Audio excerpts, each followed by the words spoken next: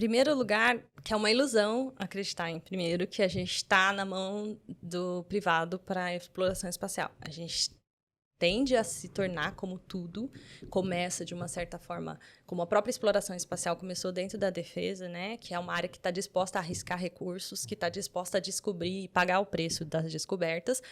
E aí, uma vez que ela tem esse domínio, ela transfere para o mercado privado. Isso é mundial e os Estados Unidos fez isso. Então, o Elon Musk, apesar dele ter todo o dinheiro do mundo, a transferência de tecnologia e o uso do espaço, ele precisou primeiro que o setor público funcionasse. Então, tudo que ele tem hoje tem uma grande base consolidada na NASA, que é uma empresa pública.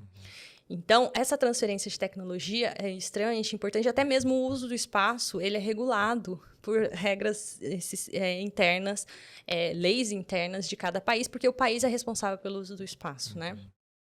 Então, mas é legal você ter a criatividade aberta, porque quando você está dentro do setor público, que é o que acontece aqui no Brasil, acontece nos Estados Unidos, acontece em todos os lugares, você precisa gerenciar verbas. E o gerenciamento de verbas dá prioridade, muitas vezes, para outras coisas do que para uma coisa que é uma exploratória ainda, né? E ele tendo um recurso próprio que ele conseguiu por N meios aí, ele consegue meio que direcionar esse custo para um determinado uso. O que pode ser bom ou ruim, é relativo. Tudo é relativo, né? Então, nesse caso, ele tem, então, essa ambição dele, pessoal, de colonizar Marte, o que pode ser muito legal. E só que, ao mesmo tempo, ele tem um domínio financeiro de uma área onde ele pode determinar o rumo da humanidade. Isso é bem complicado. Você é advogado, sabe disso. É muito poder para uma pessoa só. Exato. Só que, ao mesmo tempo, então, olha para você ver como é sutil isso. É uma pessoa privada, gerenciando uma coisa que pode afetar a vida de todo mundo e que está usando, de uma certa forma, um conhecimento que é de domínio público de um país, mas que pode afetar todos os outros. E é isso aí, a gente ainda não tem um jeito muito consolidado de tratar.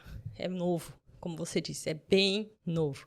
Então, eu, particularmente, sou super fã de explorações e de desenvolvimento. Mas, ao mesmo tempo, eu sou a favor de que isso aconteça numa escala de tempo onde a gente consiga fazer a absorção disso para a distribuição para a sociedade. Porque, senão, a gente vai criando um espaço muito grande entre a tecnologia e entre a humanidade que pode ser complicado. Eu não vejo... Eu penso que eu gosto da ideia. Eu gostaria que no Brasil a gente tivesse... que os nossos milionários, bilionários, fossem pessoas que ambicionassem fazer um investimento nessa dimensão de fazer o mundo andar para frente. Eu acho isso legal, porque de nada a nada ele vai descobrindo um monte de coisa. Tem quantas descobertas foram feitas no espaço que servem hoje para a humanidade viver melhor. E isso é legal, entendeu? Mas a qual custo é que a gente tem que pesar. Tá. E eu não sei se está muito bem equalizado isso ainda. Por isso que está tão... Mas é novo também, né? O que é novo é...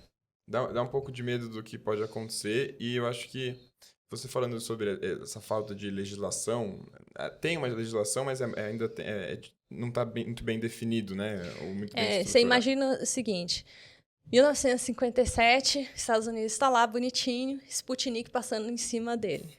Aí Estados Unidos falou assim, meu Deus, e se eles colocarem alguma coisa, uma bomba? Porque eles tinham vindo da guerra, Segunda Guerra Mundial. Estados Unidos tinha jogado a bomba, né, lá em Hiroshima, Nagasaki. E aí, de repente, a Rússia está cruzando o território e todo mundo que está aqui está vendo o Sputnik passar, porque dava para ver. Ah, dava para ver? Dá para ver. Dá para você ver o satélite, dependendo do horário. Ele se confunde um pouquinho com as estrelas ali, né? Isso. E aí, toda a população americana ficou extremamente assustada. E aí, os Estados Unidos falou, não, vamos construir o nosso. Foi onde pressionou lá e aí começa a corrida espacial. E ele manda, então, a Explorer 1. Mas, nessa época, eles já falaram, bom, depois da guerra, a gente estabeleceu que vai haver paz. A gente tem que haver paz. Então, ele chamou os países e falou, gente, é o seguinte, precisamos estabelecer o uso do espaço. Uso pacífico do espaço. Ninguém pode usar arma nuclear no espaço, ninguém pode usar o espaço para ofender ninguém. E isso foi o primeiro acordo que foi feito entre vários países com relação ao uso do espaço. De lá para cá, aí eles começou a se estudar como seria, então, esse processo. Então, uma das primeiras pessoas foi o Kessler, e ele falou assim, tá, se a gente começar a mandar um monte de satélite para o espaço, como que a gente vai depois recolher esses satélites? Lixo espacial, isso? E se um satélite bate em outro e a gente tem um comprometimento daquela região do espaço? E aí começa a se conjecturar. Aí fala, mas então se eu tenho isso no espaço e bate um satélite no outro, quem é responsável? Quem bateu? Quem estava na frente? E como que a gente vai gerenciar isso? Então começa-se a ter acordos, tratativas dentro da ONU a respeito de como a gente vai lidar com o espaço. Tá? E aí esses acordos, eles envolvem hoje o uso pacífico do espaço, que é consenso por todos os membros, mas com relação à exploração espacial, ainda não é consenso. Por quê? Imagina, se eu estiver falando muito, você me interrompe, tá? Porque você imagina o seguinte, quando a gente está falando... Aí você tenta fazer correlação com o que a gente tem aqui na Terra, né? Então você fala assim, como a gente trata os aviões? Então, um avião está aqui, o outro está lá, eu vou voar para outro país, eu vou cruzar fronteiras. Quando eu estou aqui sob o território brasileiro, é o governo brasileiro responsável por fazer esse avião não bater no outro, pousar e atender isso. Quando ele cruza o oceano, ele sai ali da borda do Brasil, aí o outro país vai passar a ser responsável. Então, a gente consegue estabelecer limites. Quando a gente coloca isso no espaço... É mais difícil. Primeiro, para sobreviver lá no espaço, ele já precisa passar por cima de todos os países. E aí não tem uma fronteira bem delimitada. Aliás, a partir de quanto é o espaço? Aliás, o espaço vai até a Lua, ele vai até Marte, ele vai até o infinito. E aí, o que eles estabeleceram? Em Terra, a gente tem a seguinte regrinha. Nada é permitido, a menos que você diga que pode. No espaço, tudo é permitido, a menos que exista alguma lei que diga que não.